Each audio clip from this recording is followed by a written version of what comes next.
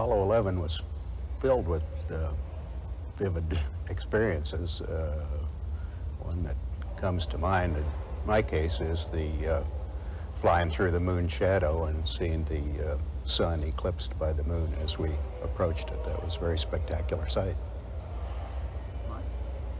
Well, I think the thing I remember most visually is the ascent stage of the lunar module, the ascent stage of Eagle, in front of my window, and then in the background seeing the lunar horizon and seeing the Earth pop up above it, so that you had the horizon, the lunar module, and the Earth all in a row. I thought that was something that would rarely be seen again, and I remember that most vividly. I think for me the most memorable time may not have been one that the happening I was most aware of, but I've had occasion to challenge my memory and think back of those first few seconds when Neil and I touched down, and there were numerous things that we needed to do, but we also needed to announce to the world that we were there, and then pause for a moment, and things were quiet, and we gazed out the window, and it was just a magnificent view, and that's the most impressive memory that I carry now because I refer back to it so many times.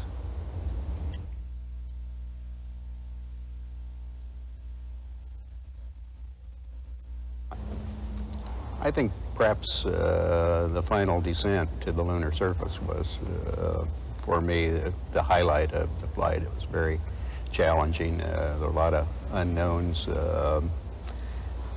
and it was, for a pilot, it was a wonderful experience.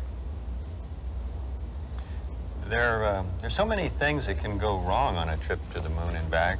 It's sort of a long and fragile daisy chain of events, and I can remember being in the mobile quarantine facility, the little house trailer aboard the aircraft carrier after we landed in the Pacific, and thinking, gee, none of them did. None of those little links broke, and to me that was the amazing part, that everything worked in some as well. All right, everyone, welcome to the What Was That channel, where we check out various material on different subjects, all in the hopes to find something that makes us say, I think we can guess, what was that? Let's see here. Let's exit this screen, get prepped here, and we can start. There we go.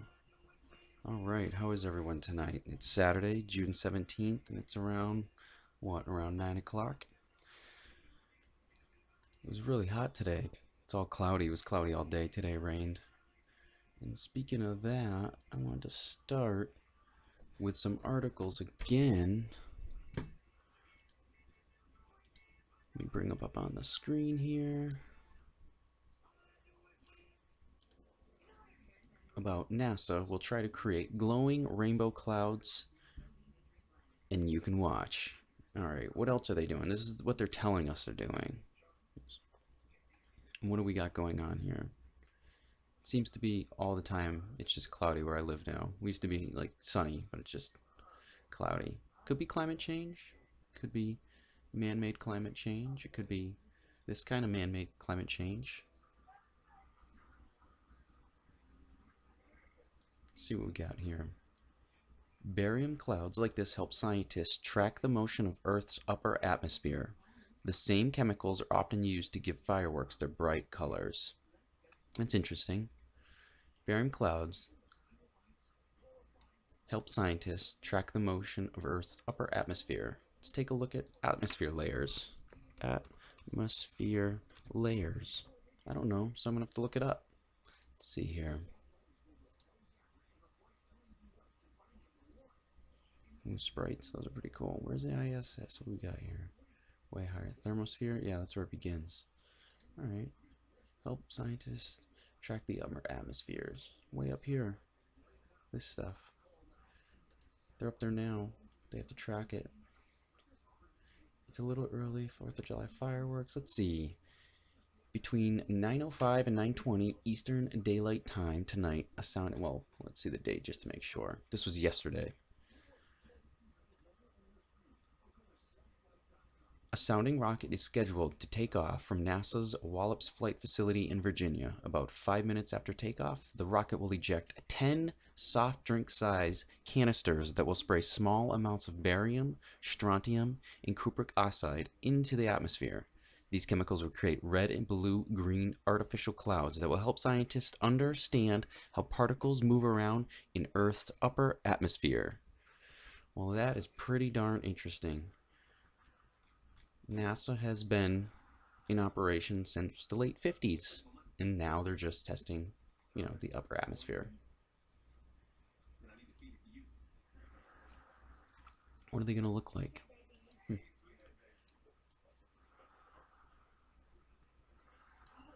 Another article on it.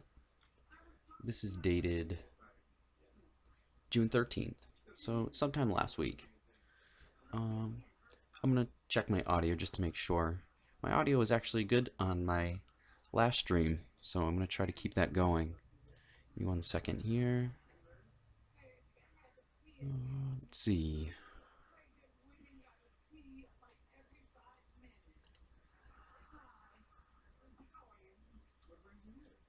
Seems to be alright. Just going to get a couple more things prepped. And we are talking about the clouds NASA is producing using canisters of barium, strontium, and cupric oxide, I think. I don't have the article up. I'm going to get my chat up. I'm going to get that prepped.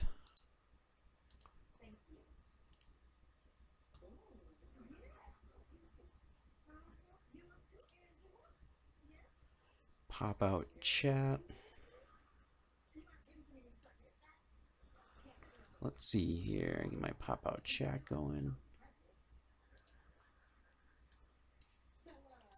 Wesley. No, Wesley, I'm not mad at you. Not at all. I just started using OBS. It's a lot easier than the Google Hangouts thing.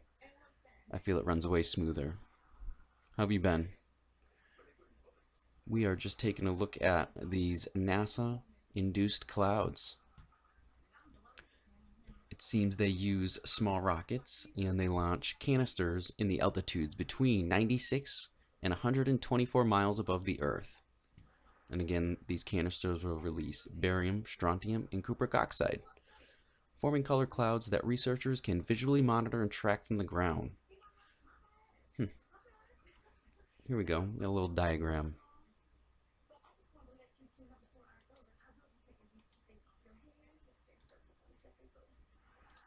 Close a couple windows down. I apologize.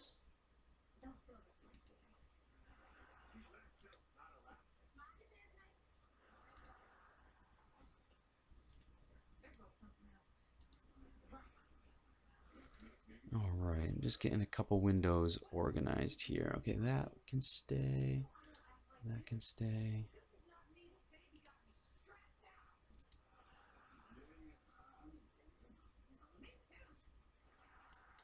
Okay, pause this. I apologize. I'm just setting up my channel. I'm still new to this. Again, I always give credit to the YouTubers who, before doing this, I never would have thought how difficult running even a basic channel is. My hat's off to all these, what I call professional YouTubers that make it look easy.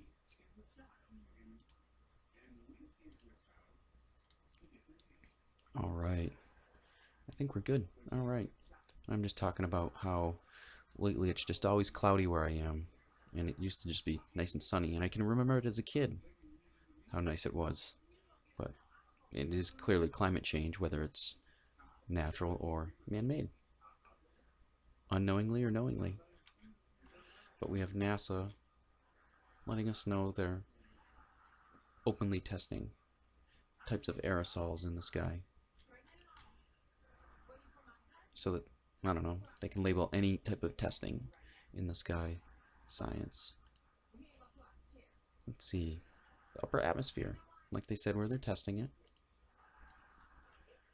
They will be testing it in 96, what did they say, up to 96 miles. Yeah, which I think is the thermosphere. They've been up here. Oh, there it is there. They're already showing you in this layer of atmosphere chart.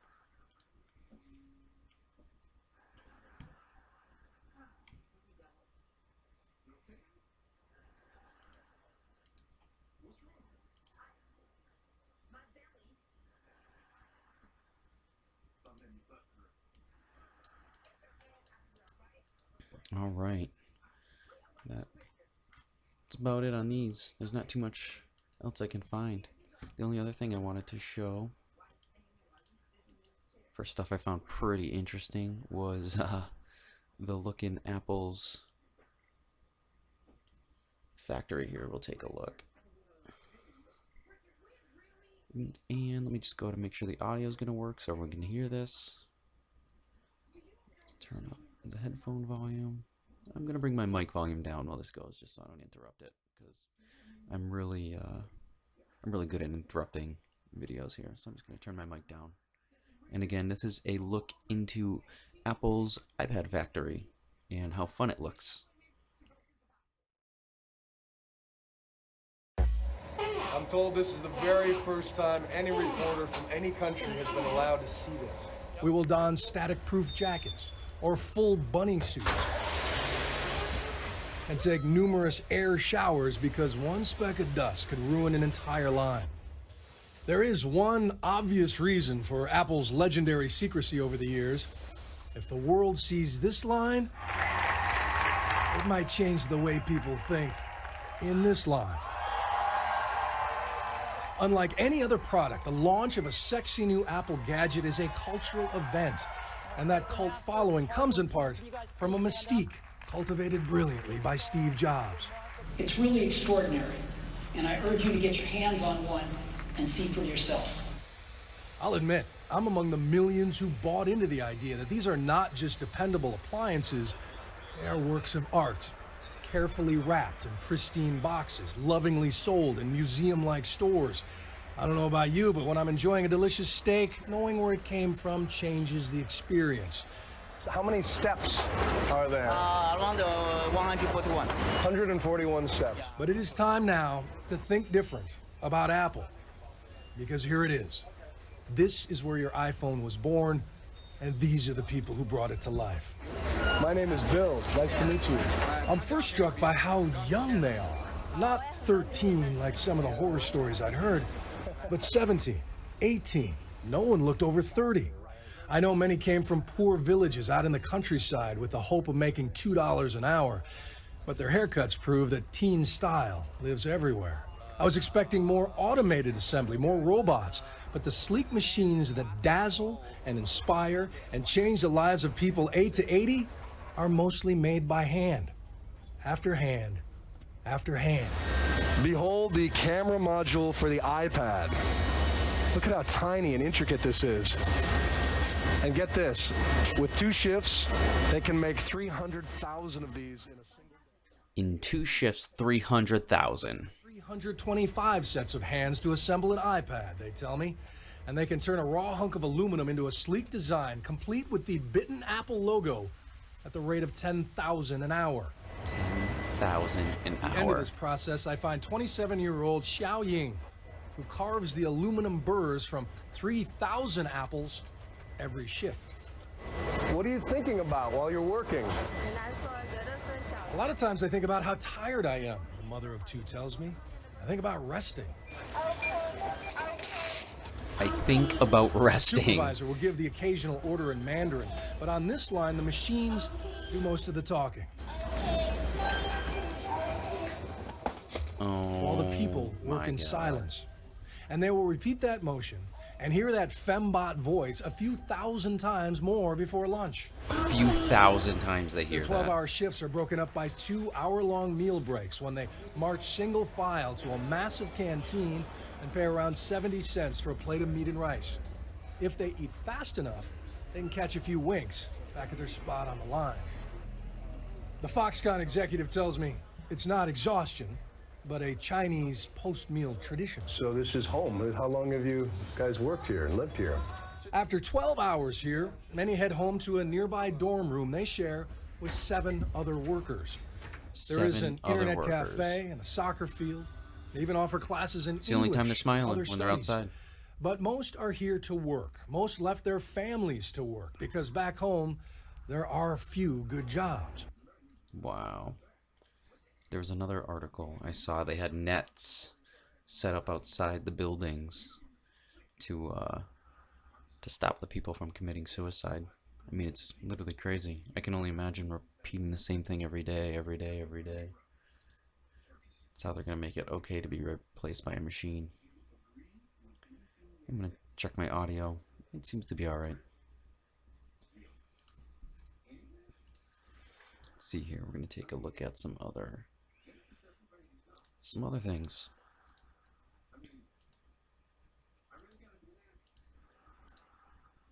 I want to take a look at, let's put a picture up, these.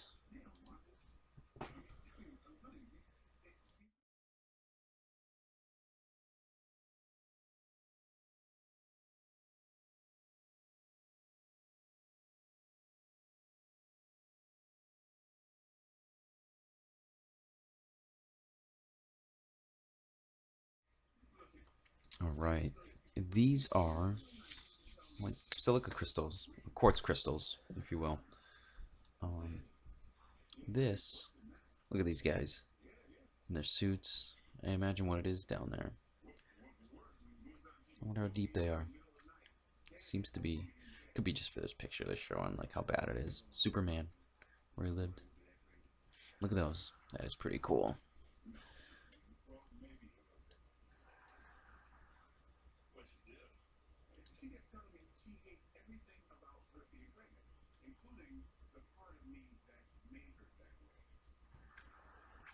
They're so tiny compared to the size of these crystals.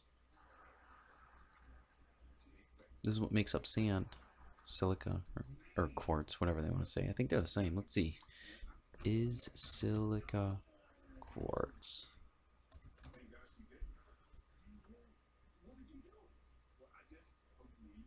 Okay, so it's a form of crystalline silica. Okay, so it looks like silica is kind of quartz. All right, so look at these quartz crystals. And this is pretty much what sand in the desert is made of. Let's see. Sand, silica.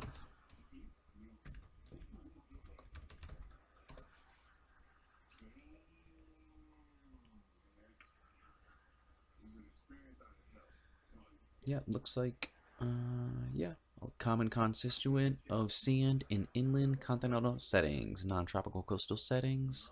Yep, is silica dioxide, SiO2, yep. Usually in the form of quartz. So there we have it. So this stuff pretty much makes up our beaches.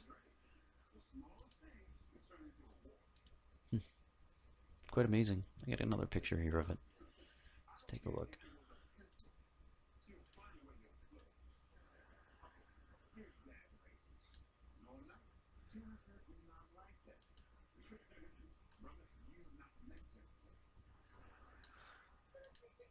So here's another one. Here's this guy right here. You know how big these are. I wonder how many caves are undiscovered that are like this. What? How could have these formed? What was around it? And what's missing? Which is crazy. Look at that. Okay, so how come this guy doesn't need any special equipment, but these people are in like some outbreak suit? Let's see, there's another picture.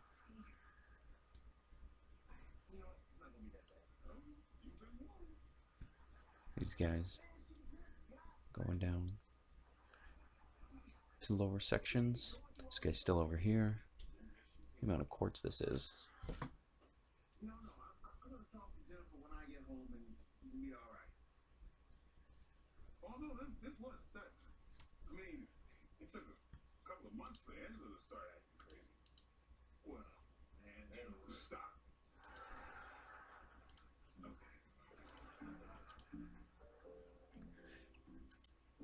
How much do you think one of those weighs? How much how much sand could one of these produce? All the beaches. That's quite interesting. Let's see. It also seems that 10% of the mass of the Earth's crust is quartz. 10%, that's a lot. 1/10 of the Earth's crust mass is quartz. So it's a major component of it.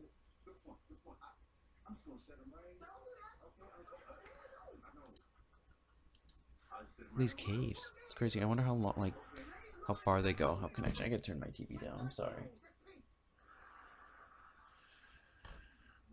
Let's see here. This was also interesting.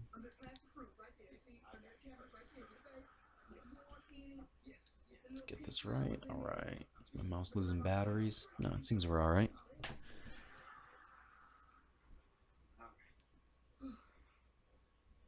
Memory that lasts forever. New quartz New quartz coin can store 360 terabytes. Let's see. So quartz here.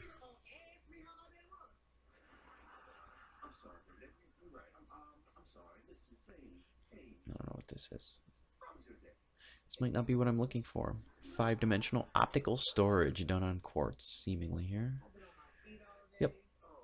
Nanostructured quartz. So quartz can hold memory. It's pretty neat.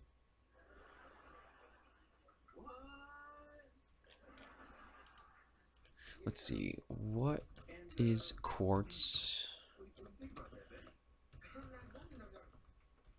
in watches? What do they use quartz? The ability to convert voltage to and from mechanical stress is called piezoelectricity. Quartz crystals maintain a precise frequency standard which helps to regulate the movement of a watch or clock, thus making a timepiece very accurate.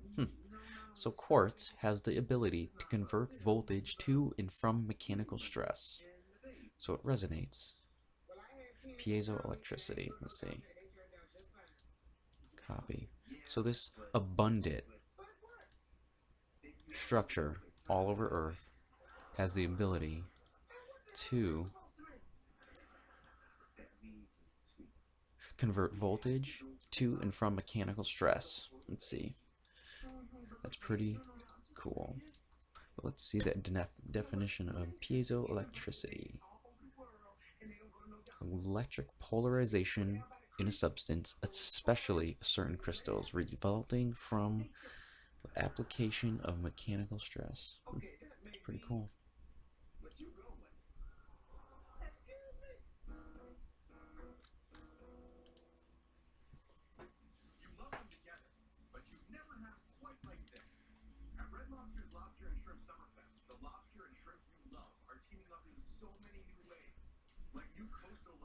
Earth's silica. I just want to see this. It is widely distributed in dust, sands, planetoids, and planets as various forms.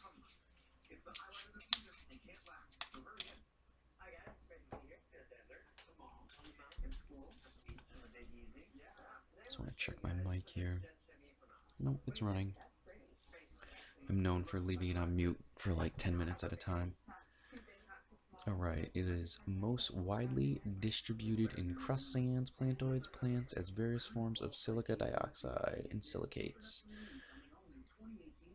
Whoa, over 90% of the Earth's crust is composed of silica minerals, making silicon the second most abundant element in the Earth's crust, about 28% by mass after oxygen. My previous statement was wrong about stating that 10% of the Earth's mass was the crust, or composed of silica.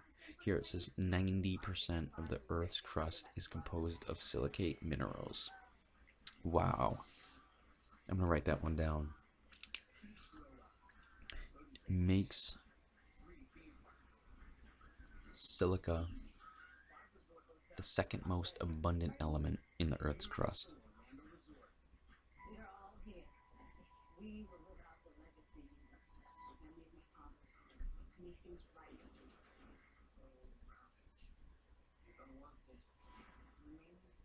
Alright, that's crazy.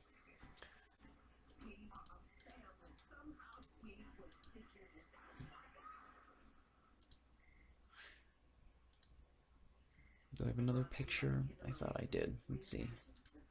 Let's see if they have any pictures. Oh, here we go. Here's one.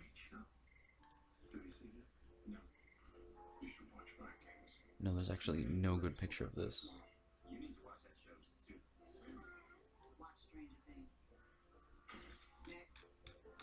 Do want to see something here.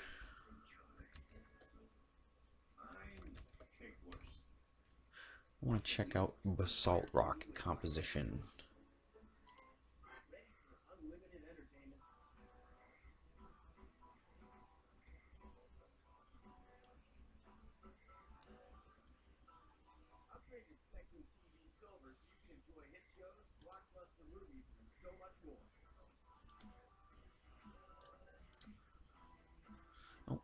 close this. Close that down. Sorry about that. All right.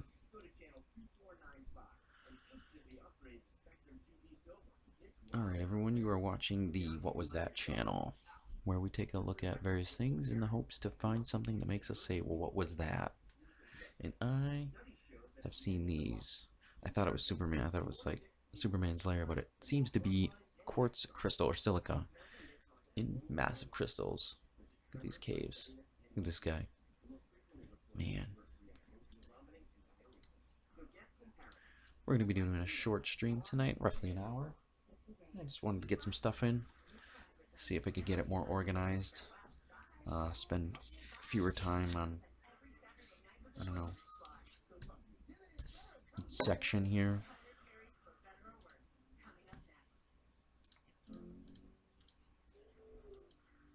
Alright, so it seems the basalt is composed mainly of plagioclase and proxenine minerals. It most commonly forms as an extrusive rock, such as lava flow. It can also form in small, intrusive bodies, such as igneous, dike, or thin sill. It has the composition similar to gabbro. Let's see. Basalt forms when lava reaches the Earth's surface as at a volcano or mid-ocean ridge. The lava is between 1100 and 1250 degrees Celsius. When it comes to the surface, it cools quickly. A few days, couple of weeks, forming solid rock. Okay, ropes form when the surface cools, becoming solid rock. Okay, let's see here. Let's get some pictures of it. I'm just fascinated by this.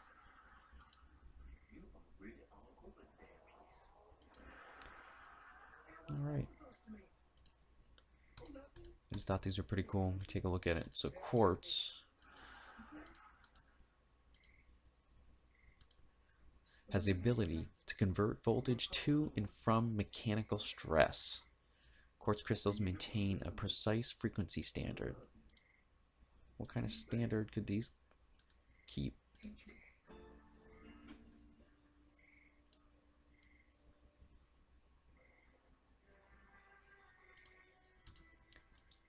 Man, it's Saturday night. I am here doing the What Was That channel. I hope everyone is actually out enjoying themselves. Please do not be watching my channel on a Saturday night. That would be ridiculous. You leave the staying at home on a Saturday night with no life up to me. I will take care of that. That's right. The What Was That channel. I never knew that. That's pretty cool.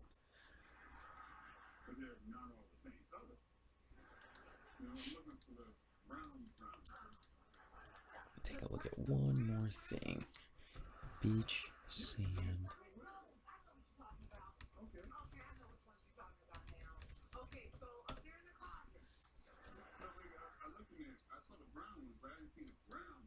Oh, the most common constituent of sand in inland. See, I'm learning here. This is pretty cool. Inland continental settings in non-tropical settings is silica dioxide, usually in the form of quartz. Let's see if they have a diagram.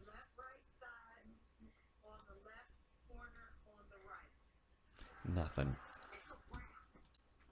No diagram, so I'll read it again. The most common constituent of sand in inland settings. So inland doesn't seem to be our coastal, our inland settings. So our desert, our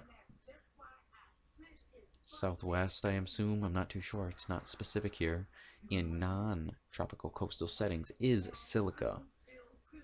Silica dioxide, or SiO2, usually in the form of quartz.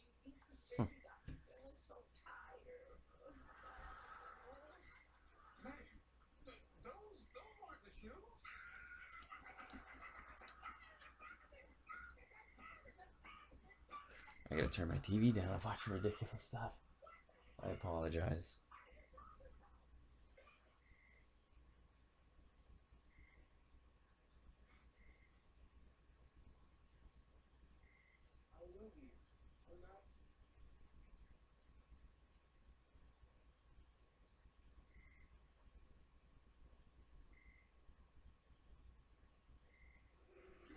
All right.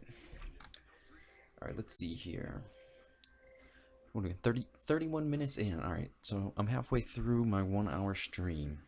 All right, I got through my cloud talk that's been driving me nuts. It is driving me nuts. It's always cloudy. And I did see one of those rainbow clouds. That's what actually made me look up the article. And then we covered these crazy crystals that are made of silica. All right, let's go on. Let's see if we can find. See if we can apply this new knowledge to some mysteries or something. All right, so I'm gonna close this tab out. I'm gonna bring this tab back over so I can search from it.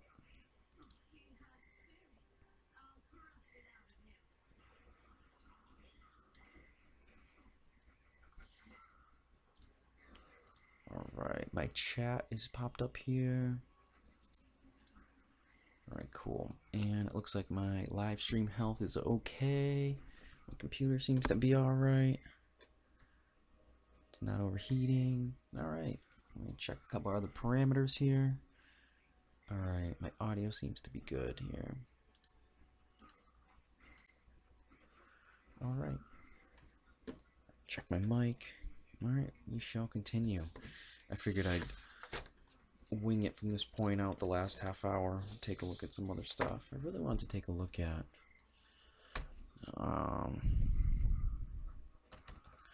let me see if I can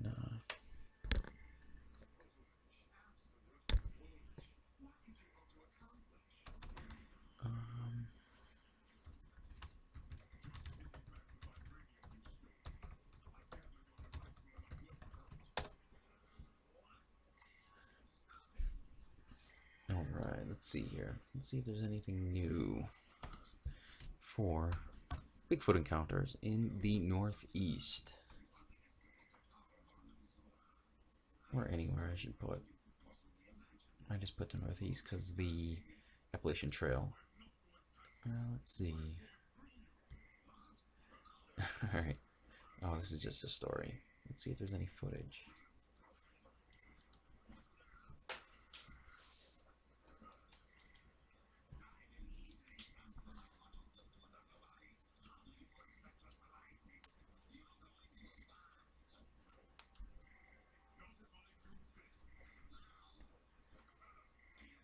New evidence emerges in North.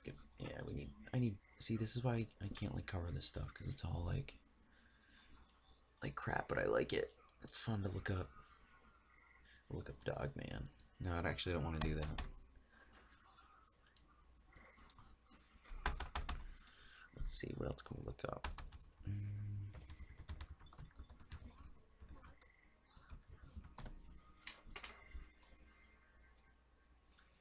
Again, nothing great.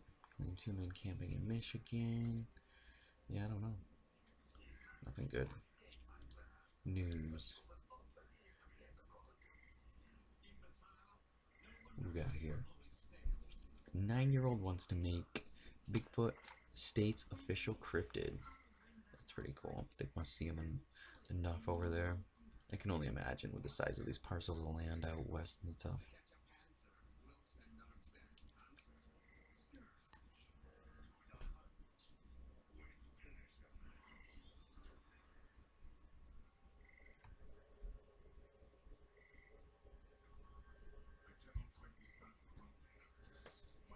Let's see, nothing good here. Just some more basic article. I don't know.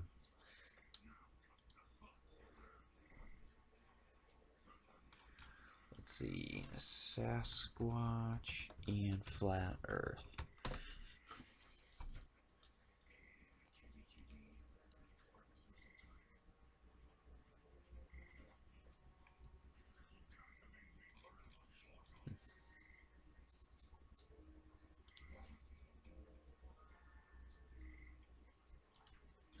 Check out this video.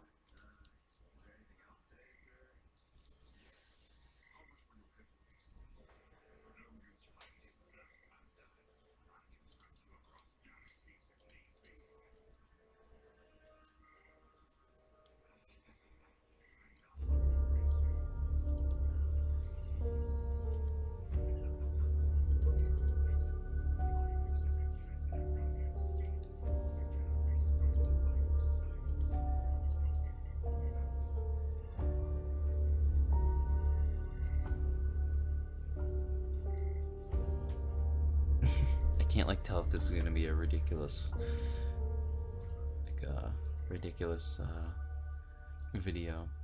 Is it serious? Let's see.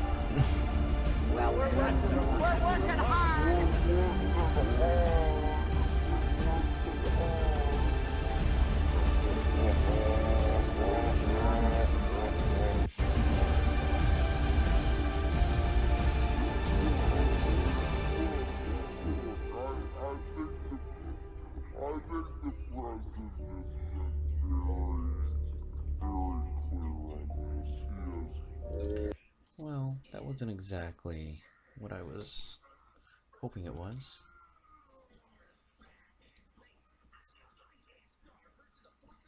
Let's see here.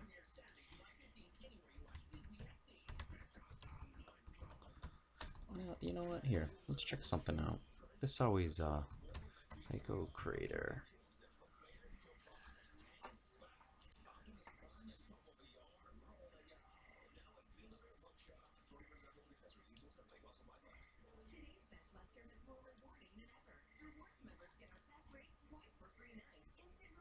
Alright, close up of Tycho lunar crater. Yeah, it's the bottom one. Let's see. I'm going to actually look up an image. It seems to be better. Tycho crater.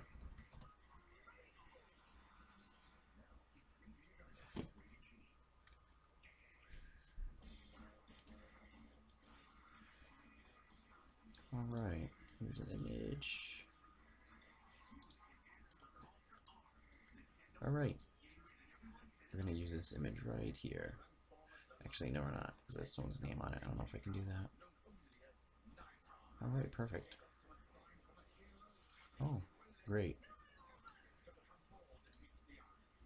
Well, we'll use it just like this. No, that sucks.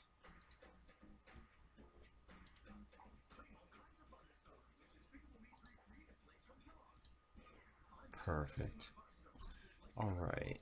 What you have is a Tycho crater right here on the bottom. This crater is approximately 86 miles wide. Or, I'm sorry, 86 kilometers wide and about 40 miles wide. Okay? You can see that with your naked eye standing on Earth at 248,000 miles away. Let's see it up close.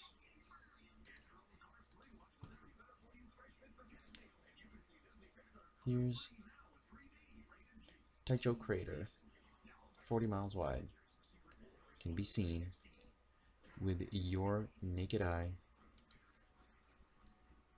at 248,000 miles away through space.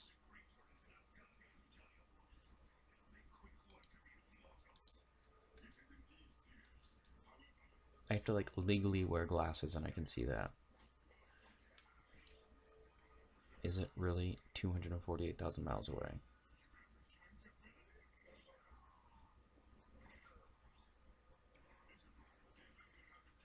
Let's see.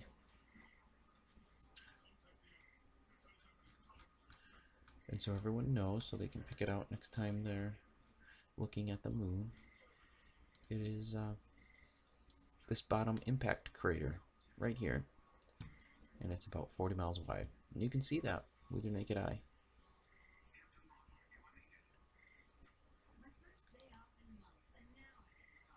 I want to check something. Usually my weather app has a... Oh man. That's not gonna work. Never mind. Alright, we are 40 minutes into the 5th broadcast of the What Was That channel. Again, where we take a look at various material, all in the hopes to find something that makes us say, what was that? I made up this channel because I just watch random stuff, and every once in a while I find something crazy. But the hot topics seem to be a flat earth. You can just apply regular thought to some stuff. Like this. This is pretty amazing. 40 miles wide, you see it from 240,000 miles away. It's like seeing your friend from a mile away. Maybe, I don't know. Maybe you could see him on a mountain or something. You know when they show those mountain videos? People hiking and you can see them across. Let's see, Tycho crater daytime. Do you see it during the daytime? I don't know if you can.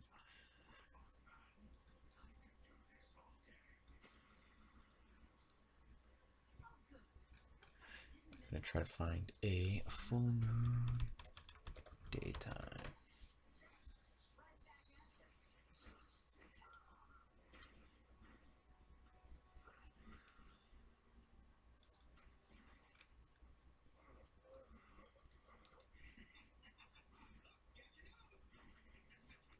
Alright, let's see. I want to zoom in on this. I think, again, I'm no professional with astronomy, but I think the moon just does cartwheels all the way around us. Look at that. That's so cool.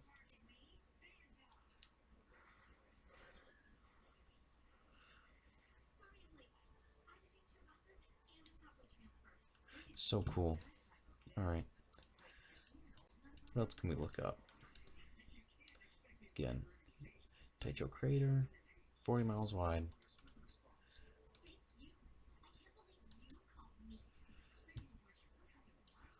Let's do P900 moon. This is pretty sweet.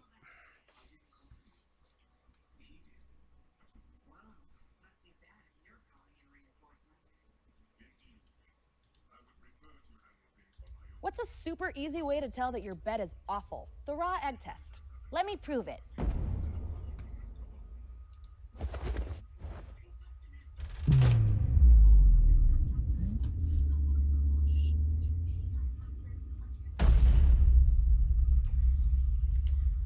Skip this.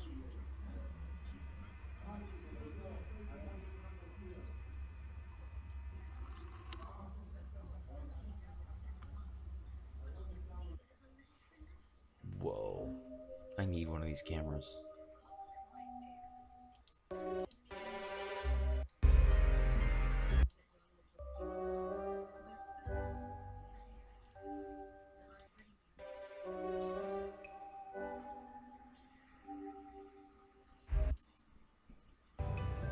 That is just simply amazing. I need one of these cameras. It is just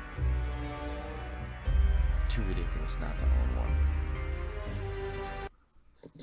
Let's see here. I'm gonna get another zoomed. I want a full moon. Let's see.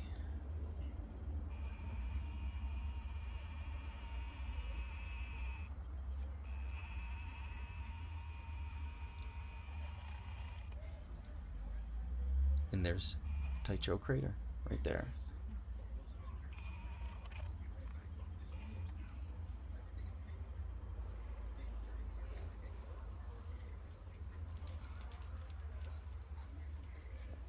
It looks about as wide as this crater right here. There's double tracks all the way around. How convenient.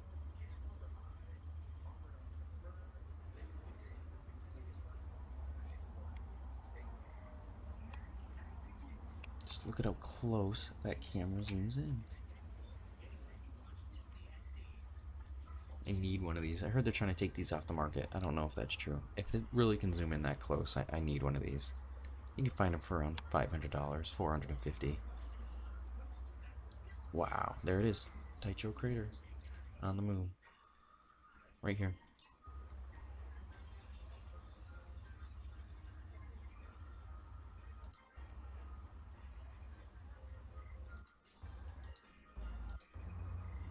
Why do they all have double tracks? You can see double, double, double, double, double, double, double. Double tracks there. See them? Double tracks, double tracks, double tracks, double tracks, double tracks, double tracks. I mean, what is that? Oh, it won't let me zoom in anymore. Alright. Can everyone see that? I mean, look at these double tracks, double, double, double, double, double. Same thing down here, double, double, double, double, double. What is that?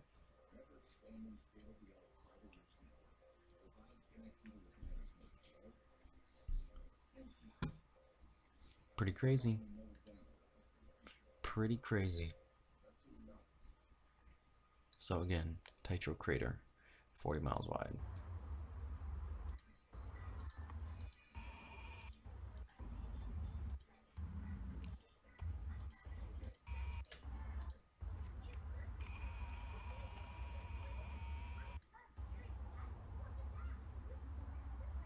And there's Saturn.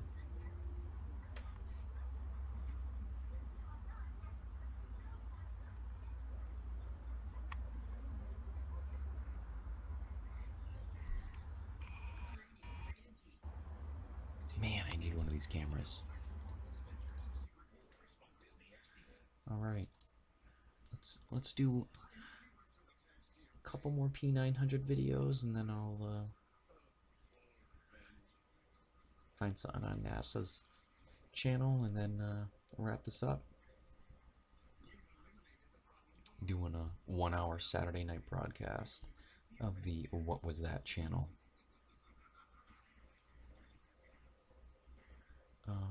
Amazing star next to moon seen through Nikon. Okay, let's check this out. 1 year ago. I'm not gonna watch all 9 minutes, but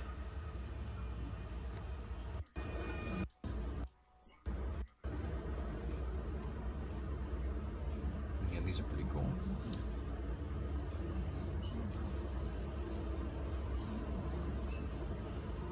I'm going to actually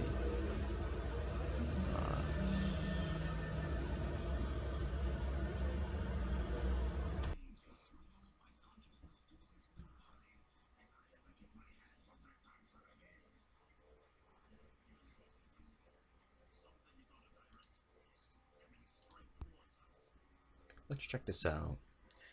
Coolpix 900.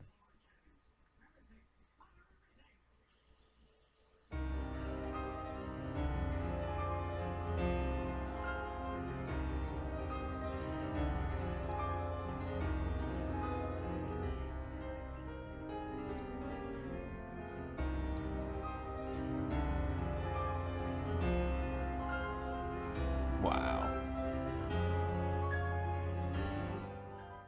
Simply amazing.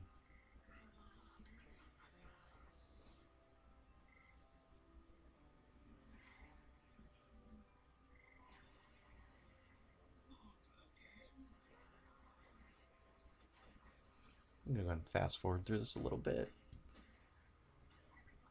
Wow.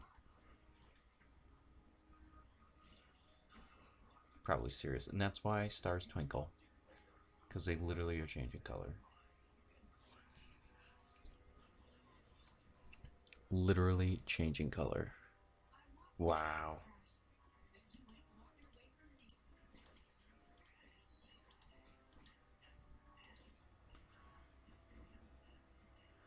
Simply amazing. I'm going to go ahead and open up another YouTube.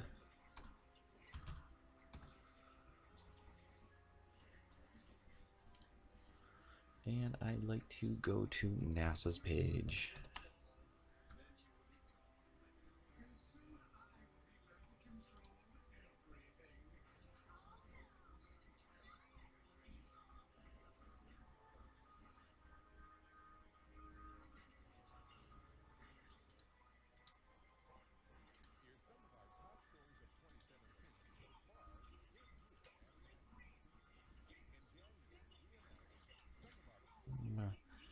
I'm gonna pause this and make sure the audio on the video is working.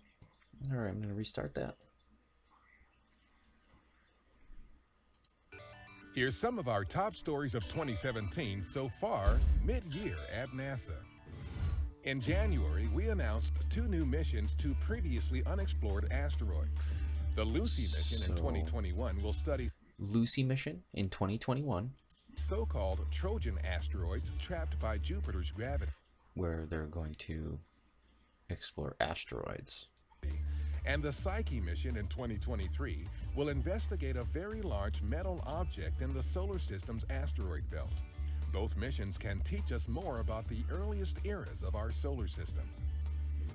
In February, we announced our Spitzer... Look at the lens on that thing. Look at it. Come on, look at this thing. They'll never point it straight down at Earth and show you like traffic or like you or like someone cooking on their grill or, you know, any of that stuff. You won't get any of that. But look at this camera. Look at this thing. Space But it's literally going to go to an asteroid. Sized planets in the TRAPPIST-1 system, about 235 trillion miles away. 3 of the planets are in that system's habitable zone, which means liquid water is possible. It's the most planets ever found in a single star's habitable zone, and the best. And this is what they'll say right here. They'll use this little chart. This is really what the camera takes a picture of. So it sends out a beam. It's almost like radar. You get a little blip back. And then they take this data and they come up with this right here. This. So this is why they'll be like, oh, well, it's the data's like this. I don't care. You got that camera. You can do all this stuff. Give me some 3D. This is what it'll look like after. They're showing you now. It'll be the same thing. You just rewind the tapes, go back. It'll be the same thing. All right, I'm sorry. Zone, which means liquid water is possible. It's the most planets ever found in a single star's habitable zone, and the best target yet to study potentially habitable Earth-sized worlds. We highlighted the transition of Kennedy Space Center to a multi-user spaceport with the February launch of a SpaceX resupply mission to the International Space Station. It was the first commercial launch from Kennedy and the first from historic Launch Pad 39A since the final space shuttle mission in 2011. You see these guys? I wish I had skies like that. And the first from historic Launch Pad 39A since the final space shuttle mission in 2011. In March, President Trump signed the National Aeronautics and Space Administration Transition Authorization Act of 2017. The bipartisan legislation reaffirms Congress's commitment to the agency. Our acting administrator, Robert Lightfoot, thanked the President and Congress for their support. In April, the President called the International Space Station to congratulate Peggy Whitson on her 535th day in space, a new record for cumulative time in space by a U.S. astronaut. What they're not telling you. Time in space by a U.S. 530 space station to congratulate Peggy Whitson on her 535th day in space. They met up with her on her 530th day in space, but Peggy Watson, let's see.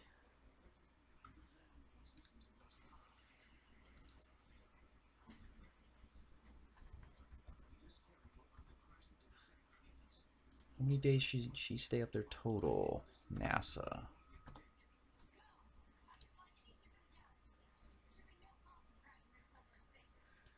NASA days in space.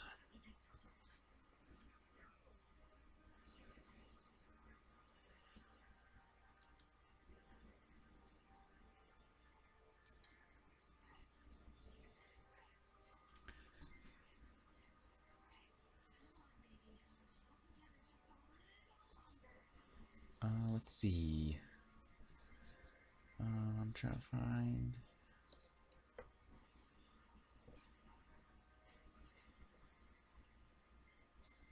Why won't it just tell me how many days?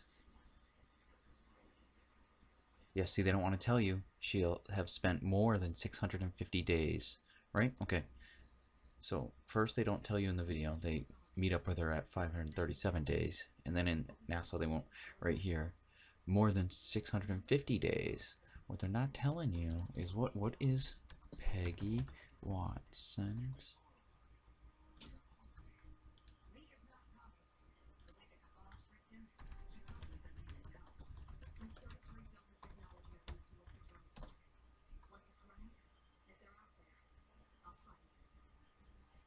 What are her actual days in space? Let me see here.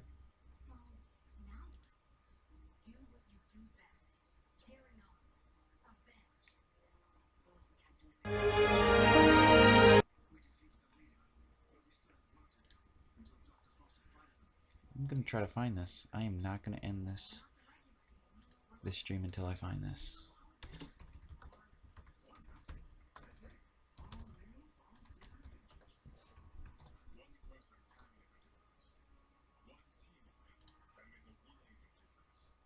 Alright, I got it. Alright, let's check this out. Okay, so here... Oh, we gotta pause that. I don't want to know. Okay. They won't tell you. 535th You have to search day in for it. space. You have to search for this stuff. These are little Easter eggs. A new record for cumulative. In April, the president called the International Space Station to congratulate Peggy Whitson on her 535th day in space, a new record for cumulative time in space by a U.S. astronaut. So they're not telling you how long she's going to stay up there, just what she surpassed. On NASA's website itself, they won't even tell you. She broke records, and they don't even tell you. See, they tell you this one, right? And then this one. She'll have spent more than 650 days. They won't tell you the exact number, because they don't want you to think and what you got here. Let's see. By the time Whitson returns to Earth in September, she will have spent 666 days in space. Huh.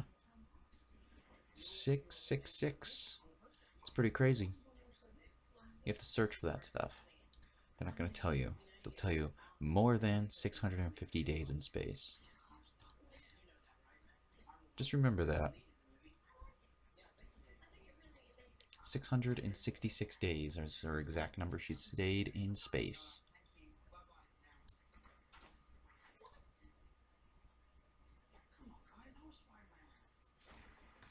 That is pretty crazy. What do we got for the hours? We're rounding the full hour broadcast of the What Was That channel. We're just wrapping up the days in space Peggy Whitson officially stayed. NASA won't tell you on their webpage. They just tell you, I mean, that's crazy, right? That's a lot of days in space, but they won't tell you the number because it's pretty crazy. And it's 666 days. I'll bring it back up just so we can confirm. I don't want any commercials to play, and they always do. The best way. Pause that. And here we have it.